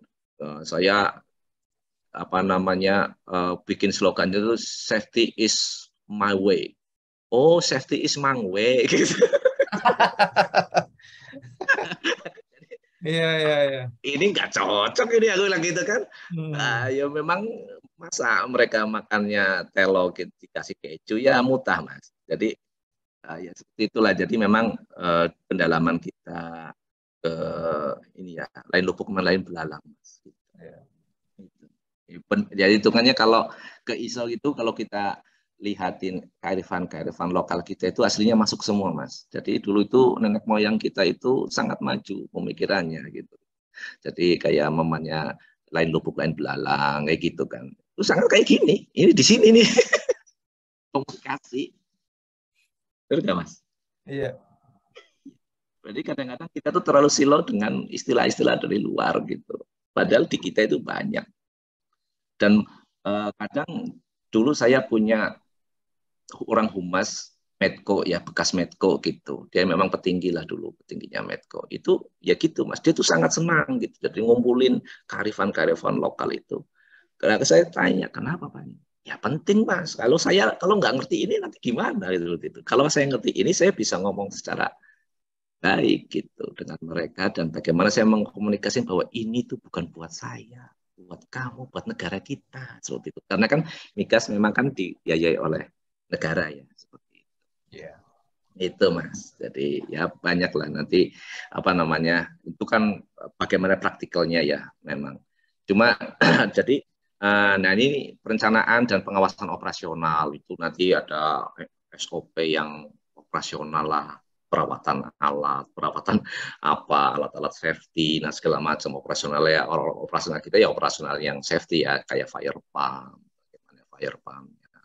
papar, apa itu harus benar-benar kita kumpulkan dan pastikan sesuai dengan siklus atau frekuensi yang sudah ditentukan di awal gitu. Karena penting kita kalau menyusun HSE plan itu punya berdasarkan waktunya, frekuensinya kita tentukan dari awal dulu. Kalau umpamanya ada kurang-kurangnya di tengah, itu baru kita evaluasi. Tapi kita punya basis kapan kita harus mengevaluasi itu secara keseluruhan seperti itu. Jadi strategi inspeksi itu memang perlu gitu. Nanti kita coba nanti mendalamnya, nanti mungkin besok kalau kita kopi darat lagi ya, Mas. Gitu kalau gitu. Nah, pokoknya harus patok Pak, sering kita ngobrol lagi kita. Apa kita ngobrol. Karena menarik konsep kita ngobrol. Iya. Kita aja masih belum berani ngomong kayaknya nih, Pak. Gimana, Pak? Mas Yuda. Boleh nggak sih komentar sedikit ya? Monggo. Oh, Pak Hilmi ya, silakan. Kalau menurut saya Mas Yuda, ya. Itu ya agak sedikit ekstrim apabila cara-cara saya mungkin ya, seperti yang Mas Yuda ungkapkan tadi, bagaimana kelihatannya kita bahasanya itu safety is my life kan gitu. Kadang kan para pekerja itu ini apa sih? Safety adalah hidup saya kan gitu. Maksudnya apa kan gitu. Kalau saya itu saya bikin yang sederhana Mas Yuda. Ini cuma ya barangkali agak melenceng, mohon diluruskan. Jadi one gate system itu saya pampang foto-foto kecelakaan kerja dan no sensor. Waduh. Gitu. Karena kalau saya paparkan atau memasang safety sign yang sederhana sebenarnya, tapi bahasanya banyak kan gitu. Saya tuh capek untuk menerangkan. Jadi kalau ibaratnya, safety hidup saya kan gitu ya, lihatan itu. Kalau kamu tidak bisa menerapkan atau mengikuti SOP yang kita sampaikan kan gitu. Jadi bukan karena kita bikin, tapi itu sebenarnya kita sampaikan karena regulasi dari pemerintah dan sebenarnya itu adalah kebutuhan mereka. Jadi ya saya simpel aja, saya cetak foto-foto kecelakaan kerja yang terkait, apalagi saya itu kan di konstruksi Mas. Jadi multi SDM seperti betul. Saya sepakat. Oke, saya sepakat dengan apa yang disampaikan Pak Dono sama Pak Asep tadi. Jadi ada beberapa poin yang mungkin saya tangkap, behavior, terus dari Pak Asep tadi nambahin ada culture kan, terus ada leadership. Akhirnya kita berusaha untuk komit. Aware saya pikir juga perlu, dan mungkin terakhir masalah attitude Pak. Jadi kalau seperti case yang Mas Yuda kemukakan itu tadi kan, kalau saya itu mengambil kesimpulan, saya berpikir wah ini seperti yang Pak Dono sampaikan tadi, itu di grade yang paling akhir kan ada 3 poin loh itu. Yang pertama yang kedua operasional, yang ketiga adalah teknis. Nah, sedangkan bahasa-bahasa yang harus kita sampaikan ke mereka itu ya ibaratnya kalau kita berbicara dengan orang nyangkul ya kita harus paham sedikit lah bagaimana cara menyangkul kan gitu. Kalau kita berbicara dengan bahasa yang muluk-muluk, terkadang mereka tuh malah justru kejang-kejang Pak. Kan gitu. Satu-satunya jalan saya nggak mau ribet kan gitu loh. Jadi di one good system itu saya pampangkan itu foto-foto kecelakaan kerja. Terkadang satu sering dikomplain kan gitu. Wah, Pak, sampean tuh malah nakut-nakut supaya kamu itu tidak melakukan hal-hal yang unsafe action kan gitu. Kalau ada tahu di situ unsafe action, biar bisa nyampe ke saya. Tapi terkadang kalau saya berbicara unsafe action, unsafe conduct, kita juga belum ini ngomong apa kan gitu loh. Makanya kan ciptakan kita culture atau budaya selamat, artinya bagaimana mangkate itu ganteng, pulangnya tidak gendeng, udah itu aja. Mungkin itu aja Pak Dono, Mas Yuda, Pak Asep, terima kasih. Kita kembalikan. Iya betul Pak Hilmi. Jadi saya juga dulu pernah melakukan seperti Pak Hilmi tadi. Ada orang pingsan Pak. Jadi saya tunjukkan foto-foto kecelakaan kerja di rig gitu ya. Ngeri-ngeri juga tuh, kejepit, ke itu hilang segala macam. Ada satu tuh nggak bisa lihat darah Pak. Nah terus pingsan. Jadi ini aku jadi yang benar, tapi kok jadi ada insiden ini. Tapi intinya yang nggak serem-serem banget aja lah Pak. Ada orang yang punya fobia seperti itu. Tapi ya itu kan nggak apa-apa, itu kan semuanya seni ya, makanya memang kita tuh seniman aslinya, seniman HSE menurut saya itu. Jadi bagaimana kita memetik. Saya ada pengalaman menarik Mas Hilmi. Gimana Pak? Jadi waktu itu kita ada satu fatality di salah satu Jakarta. Memang kalau kita mau tampilkan fotonya ekstrim, akhirnya saya buat video pendek 7 menit, saya buat video kisah perjalanan bagaimana ini sampai terjadi kecelakaan seperti itu. Dan video itu saya komunikasikan, saya bawa ke seluruh cabang di Indonesia. Setiap saya kunjungan ke cabang, saya putar. Kunjungan cabang, saya putar. Dan kita ada kesempatan pada saat mereka meeting. Jadi HSE dapat waktu pertama untuk kita mempresentasikan tentang sosialisasi bagaimana dampak terhadap kecelakaan yang dimaksud. Nah, jadi video saya itu memang saya buat sedemikian rupa dengan orang IT, dengan orang desain. Jadi saya presentasikan. Apa yang terjadi Jawa? Nangis semua Mas. Menyentuh ya Pak.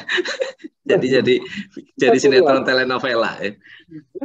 Presentasi tentang capaian kinerja, bubar, nggak fokus karena teringat dengan temennya yang kecelakaan. Padahal saya bukan maksudnya untuk kita menakut-nakuti, mengingatkan jangan sampai ini terjadi pada tim kita. Gitu.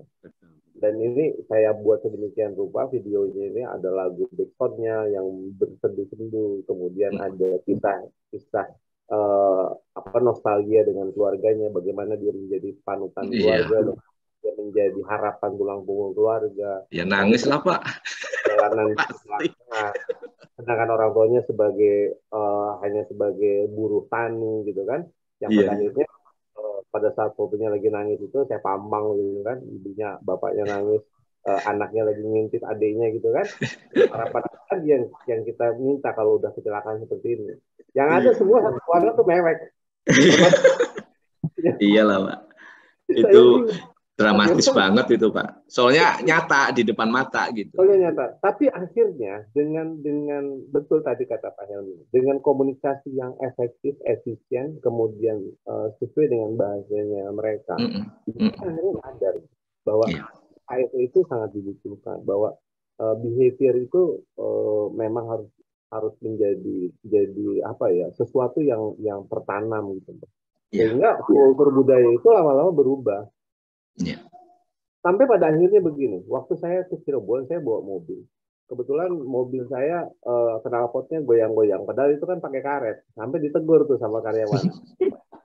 Knalpotnya kayak tuh Pak, tolong diperiksa, takutnya nanti jatuh di jalan.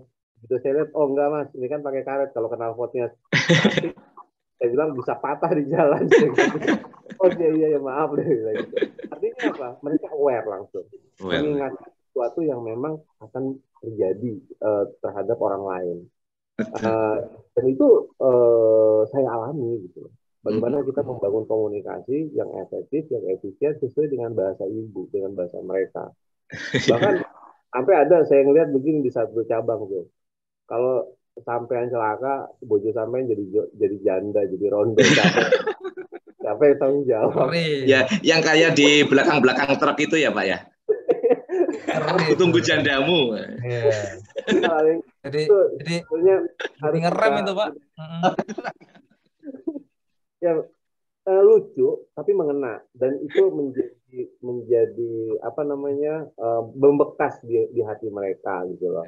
Seperti tadi yang saya sampaikan, kita training dengan middle to low yang ya mohon maaf ibaratnya yang paling bawah, tenaga bongkar muat. Begitu dia bisa menjawab walaupun salah, kita kasih kopi, kita kasih apa namanya, terus disuruh bawa pulang. Sama istrinya kan ditanya, Mas itu dapat dari mana? Sampean dapat susu kan nggak ada belanja. Itu kasih training K3. Apa tuh K3? Orang ngerti aku ya, 3 pokoknya. Iya. Itu nyampe ke keluarga. Nah seperti itu kira-kira. Betul Pak, betul. Jadi ini iya betul Pak. Jadi emang itulah seni Pak. Aku sih terus makanya saya sih nggak mau kalau ditawari proses sendiri juga nggak mau Pak, mending HSE. Sudah cinta saya itu. Nah kalau sejarah sih Pak Sri, cerita sejarah itu sebetulnya nggak ada cita-cita mau jadi HSE. Saya ini orang engineering. Oh. Saya dari engineering. Saya di pabrik pertama kali saya di engineering, di maintenance. Dan jujur aja di maintenance paling jagoan saya. Naik aja nggak pernah pakai safety belt gitu. Iya. Jagoan. Mantap. By the way ini Mas Ronald udah nge-share link quiz, berarti waktunya kita harus menyudahi loh Pak. Iya. Ini masih belum sampai akhir loh ini. Gimana ini? Apa kita bungkus dulu karena kayaknya udah pada capek nih kayaknya. Atau ya, Pak. Bungkus dulu, kita next sesi Pak Sri.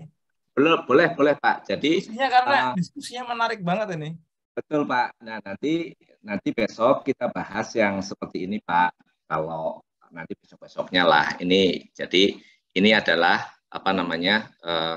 Jadi ini biasanya yang saya sampaikan gitu Pak. Jadi sampaikan untuk performance leading lagging karena memang asalnya dari manajemen yang tadi Pak.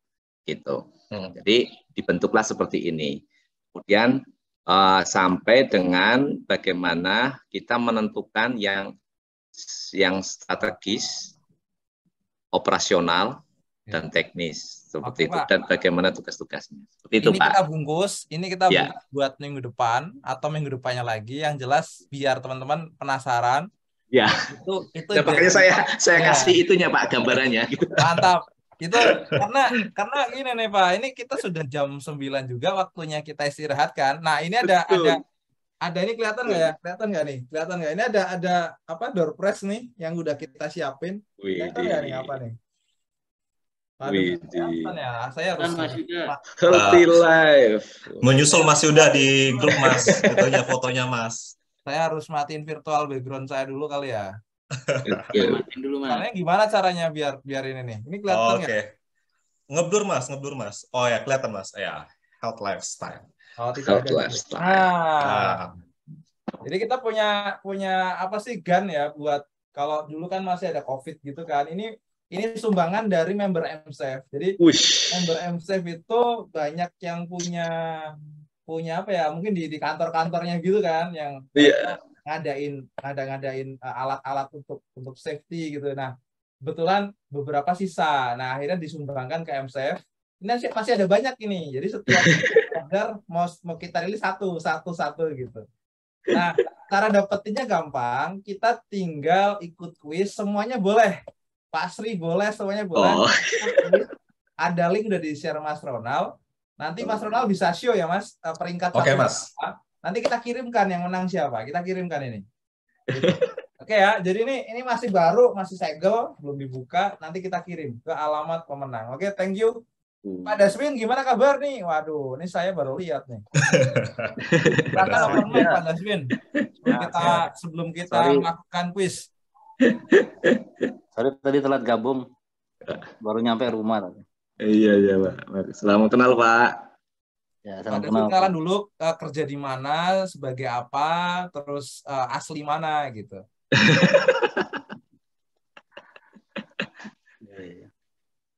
Sekarang, Mas.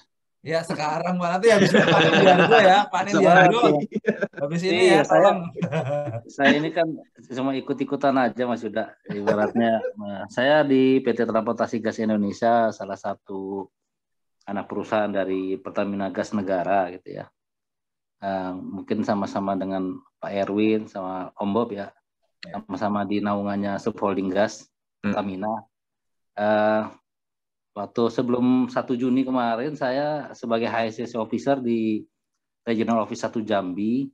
Cuma ya memang kalau di kantor kami itu namanya rotasi putar-putar itu udah 2 tahun sekali itu ada gitu ya. Dan sekarang saya di Jakarta itu megangnya posisinya Security Officer. Jadi saya HSCC Officer itu udah berapa kali, tahun 2012, 2014. Nah, itu HSC Officer. Kemudian terakhir juga kemarin itu dari 2020 sampai 2022 ini HSC Officer di Jambi, megang HSC untuk 2 kompresor gas sama 2 metering gas ya. Seperti itu. Sekarang perannya di bidang security, Pak, gitu. Walaupun tetap untuk HSC kita tetap support juga ya pada teman-teman yang HSE-nya gitu, karena masih satu departemen di HSCC. Dan karena juga sertifikasi HSCC yang udah cukup banyak, jadinya mau nggak mau kayak audit HSCC, walaupun saya security officer itu dilibatkan juga sebagai auditor. Tangkap. Saya saat ini tinggal di Depok. Ya. Sama. Kita Depok. Depok. Nanti mungkin itu aja Mas Yuda. Mas Depok, Pak. Ya. Oke, thank you Pak Deswin. Pak Nindiargo silahkan. Oh iya, thank you Pak Yuda. Terima kasih, salam kenal buat teman-teman semua, bapak-bapak semua, banyak senior Pak ya. Saya Nindiargo Kusumandanu, saya biasa dipanggil Argo Pak. Saya saat ini kerja di di pabrik akrilik, tapi 90% lebih bahan baku kita bahan kimia gitu ya Pak. Jadi boleh dibilang sebetulnya kategori pabriknya ada pabrik kimia. Jadi ya seperti itu, saya kerja di salah satu manufaktur akrilik, pabrik kimia di Tangerang. Kebetulan di kami ini di tempat saya memang dapat amanah untuk develop safety ya Pak. Jadi develop safety mulai dari bawah lah ya. Boleh dibilang karena memang safety di tempat kami itu baru dimulai di tahun 2015 dan saya baru join juga tahun lalu. Sebelum saya itu ada seniornya Pak Yuda tuh, ada seniornya Pak Yuda, Pak Welki, kenal nggak Pak Yud? Pak Welki, waduh, nggak tahu tuh Pak saya. Oh nggak tahu ya. Berarti beda ya, Bapak di upstream dia di downstream kali ya? Oh iya, mungkin beda Pak. Ya, jadi ya begitulah. Saya tinggal di Tangerang, di Ciledug. Kalau ada yang sekitaran Ciledug, Tangerang, ya bisa silaturahmi, salam kenal aja. Siap. Ciledug aku Mas.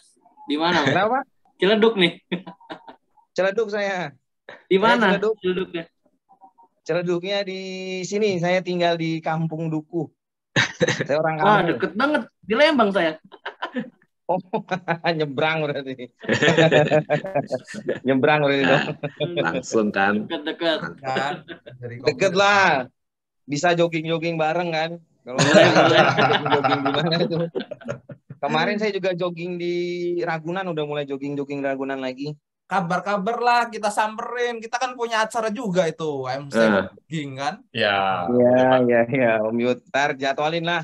Besok saya insya Allah jogging di Puncak, di Cibodas. Aduh, jauh kali.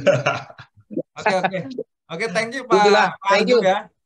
Siap, salam kenal buat semua. Makasih banyak. Oke, thank you Pak Aldo. Oke, kita mulai kuisnya Mas Aldo. Silahkan Mas Aldo dibantu. Oke, thank you Mas Yud. Ada nggak suara saya Mas Yud? Masuk. Oke, thank you.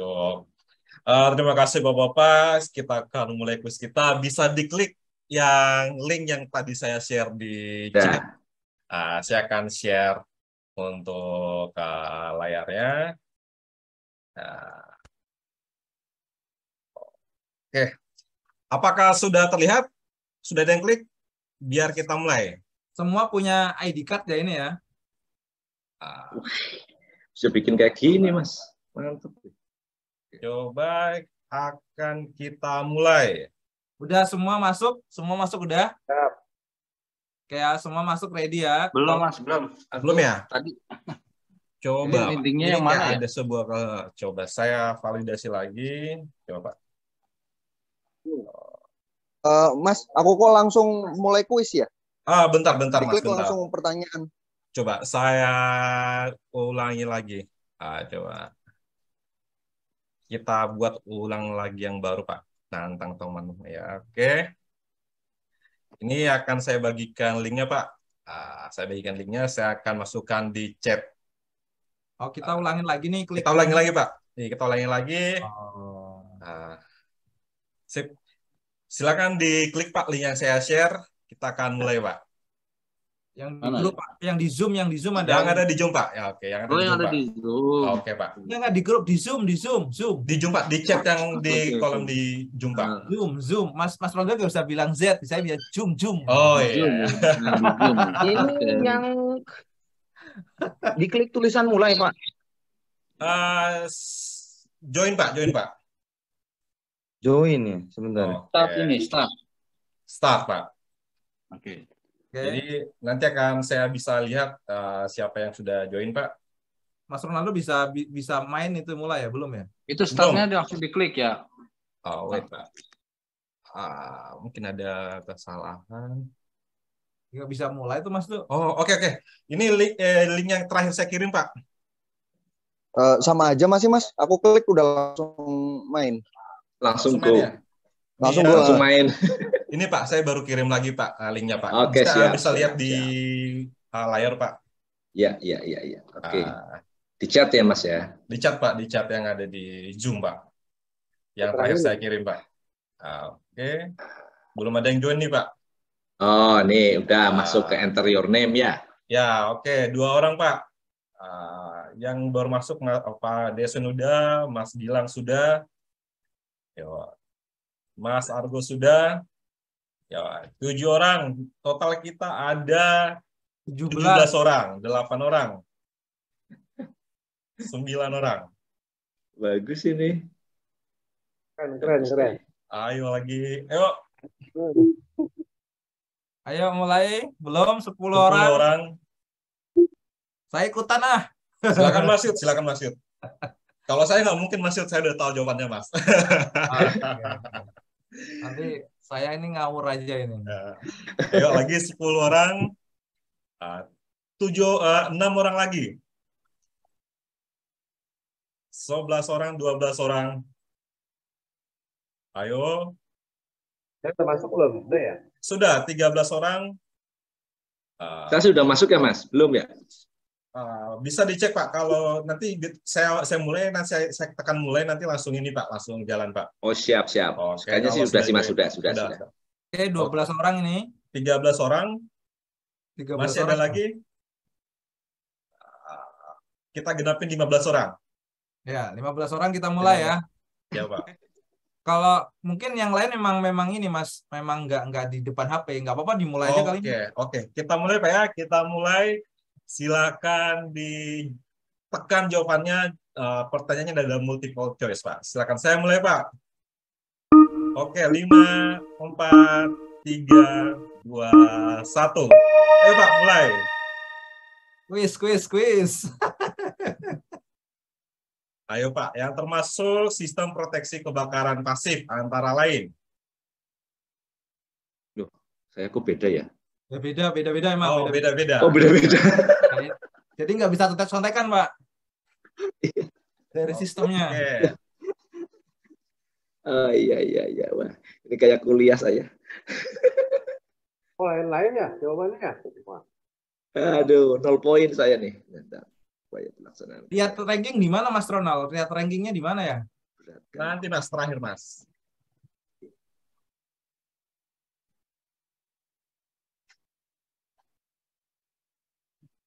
Oke, saya asal aja. Saya ngasal aja, Pak.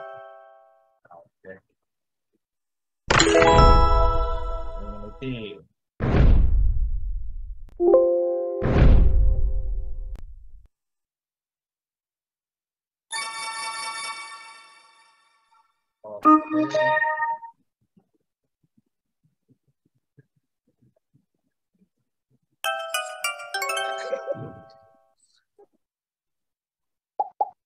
Yang mimpin masih Mas Kapana. Widih.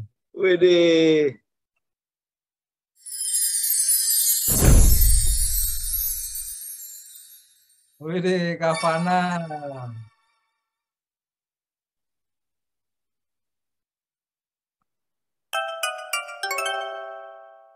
Widih.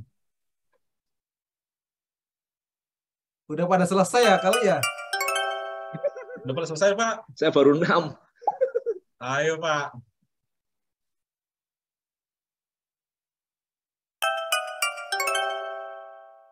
Ini bagus, Mas, bikin kayak ginian, Mas.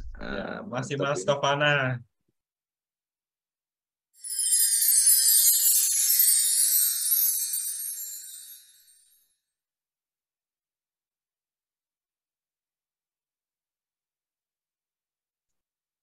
Widih, Mas Kavana, susah nih, udah ini Quartararo nih. Ayo Mas Kapana. Ayo masih Pak. Davizioso nih belakang terus.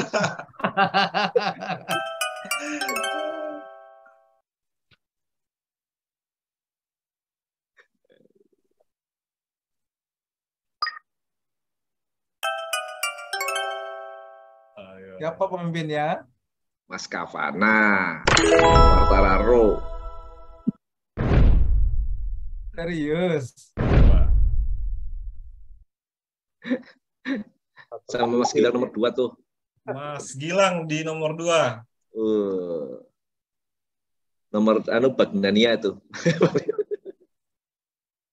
Ini nggak bisa keluar itunya ya.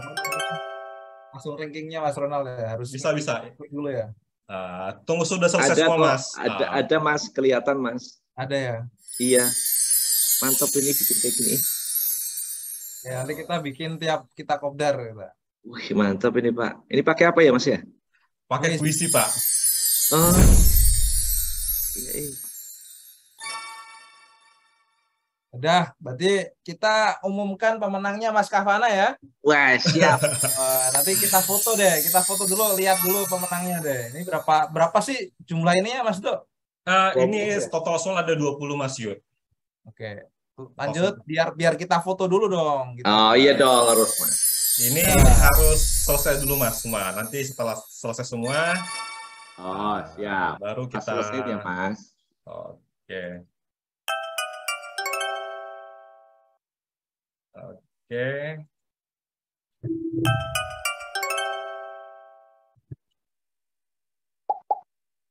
Kira adminnya nggak usah ikut jawab, bisa kelihatan lah. Adminnya menjawab, nanti nyalip Mas Kavana tuh. Makanya. Saya ngetes. Nyambi aja Pak, nyambi aja biar rame Pak. Rame-ramean Mas. Ramaikan Pak, ayo. Iya, ayo. Use up power aja.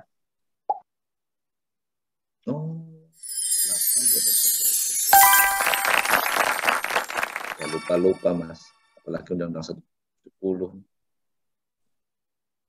Jadi siapa pemenangnya? Tetap Mas Kavana. Selesai dulu Mas. Berapa emang ini tuh 20 ya? 20. Widih, ngeri Mas. Jadi siapa Tadi yang dapat ini loh apa? Dapat yang kekuatan bisa balik lagi, bisa. Balik.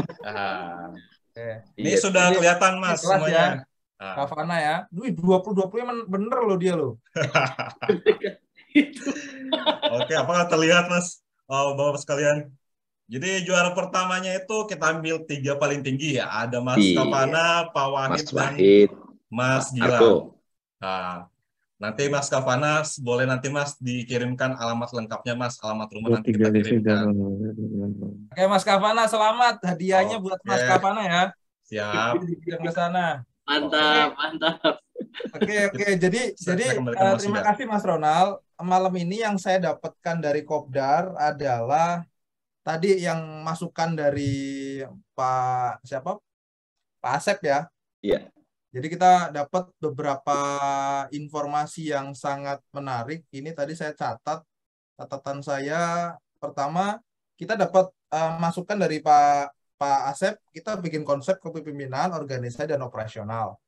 Terus habis itu cara komunikasinya dengan lewat dari Pak Sri tadi. Kita harus dulu strategisnya dulu untuk ngomong ke manajemen. Kadang kalau belum ngomong sama manajemen udah ditolak tuh. Karena kita terlalu remeh, nggak ada data, nggak ada kepentingannya gitu kan. Nah, itu langsung belum apa-apa udah ditolak. Nah, itu kayak gitu. Terus jangan sampai ngomong ketinggian ke operasional dan teknis. Nah, kayak gitu-gitu tuh harus benar-benar punya teknisnya yang mumpuni gitu kan. Kemudian tadi dapat juga obrolan warung kopi gitu kan, gimana caranya kita bisa ngasih gula sama teh ke keluarganya teman-teman employee kita gitu loh. Itu kan jadi sebuah ini banget ya. Dan mungkin itu yang bisa kami sajikan malam ini. Mohon maaf jika ada kekurangan atau lebih 11 menit ya kalau di jam saya, harusnya jam 9 selesai. Ya. Karena tadi ada teknis masalah quiz kita. Kita mundur. Ya, Mas Yud, mohon maaf Mas Yud. Ya, ternyata ada pemenang, ternyata bukan Mas Kavana pemenangnya. Saya akan share. Pemenangnya adalah Pak Wahid. Widih. Sorry Mas Kavana ya. Kita ulang Pak Wahid, Pak. Kita ulang nih, kita foto Pak Wahid menang nih. Pak Wahid menang. Oh, jadi dia pelan-pelan gitu ya? Pelan-pelan. Iya Mas. Terus kalau masih lanjut terus bagus tuh dia. Itu sambil buka catatan itu Mas. Udah itu. Jadi pemenangnya Pak Wahid. Nanti saya mau minta bentuk Pak Wahid nanti bisa dijapri Pak ke Mas Yuda atau ke saya Mas Pak. Nanti kasih member card-nya, kalau member card-nya nggak ada gugur kita kasih Mas Kavana. Iya. Karena ini untuk member-member MSF katanya yang memberikan donatur ini hadiah. Oh iya. Gitu. Oke ya, jadi terima kasih teman-teman semua. Segera bikin Mas, Pak Wahid segera bikin. Diambil lagi. Iya, jadi makasih. Alhamdulillah sudah terdaftar Pak. Iya, makasih semuanya sudah gabung ke acara malam ini. Mohon maaf jika ada kurang ya, kita cuma ingin bikin solidnya HSE gitu kan. Dan harapannya kita nggak cuma sharing begini nih, begitu kita kopdar, teman-teman yang masih aktif bisa memberikan info lowongan di tempat masing-masing. Tempat saya ada lowongan nih, ada yang mau nggak? Nah, itu seleksi sendiri tuh nanti tuh orang-orang yang aktif, yang sering ketemu, sering menampak. Nah, itu bisa dijajakin gitu. Nah, itu tuh harapan kita bikin ikatan yang kuat karena memang safety itu memang dibutuhkan dan di setiap perusahaan ada. Tergantung kita bisa bikin ikatan nggak. Kalau bisa ikatan otomatis lowongan-lowongan gampang dicari. Mungkin itu aja kali ya. Terima kasih atas waktunya Pak Asep, Pak siapa semuanya lah yang bisa saya sebutin. Assalamualaikum warahmatullahi wabarakatuh. Waalaikumsalam warahmatullahi wabarakatuh. Terima kasih. Sehat-sehat semua. Selamat malam. Nanti Pak Deswin, Pak Sri kita lanjut lagi ya kopdarnya. Siap. Lanjut Pak Sri terutama. G. Terima kasih Pak Sri. G, sami-sami Mas.